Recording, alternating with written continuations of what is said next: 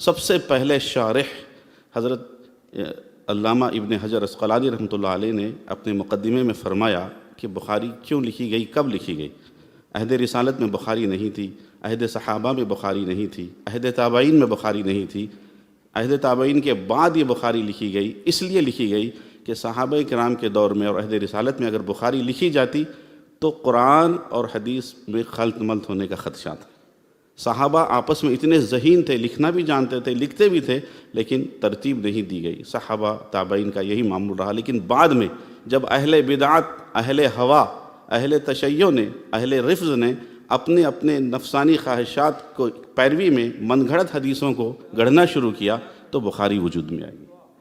بخاری شریف جس گھر میں ہوتی ہے اس گھر کو اللہ تعالیٰ جلنے سے محفوظ فرماتا ہے۔ بخاری شریف جس کشتی میں رکھی جائے تو وہ کشتی ڈوبنے سے محفوظ ہو جاتی ہے۔ بخاری شریف جہاں پڑھی اور سنی جاتی ہے وہاں اللہ کی رحمتوں کا نزول ہوتا ہے۔ مجھے اعزاز حاصل ہے کہ حرف اول سے لے کے ختم تک مکمل بخاری شریف میں نے استاذ کی موجودگی میں نے پڑھی ہے اور عبارت خوانی بھی کی الحمدللہ۔ بخاری شریف ایک ایسی کتاب ہے جو صحت کے اعتبار سے قرآن کریم کے بعد سب سے پہلے نمبر پہ۔ بخاری شریف اصح الکتب بعد کتاب اللہ ہے۔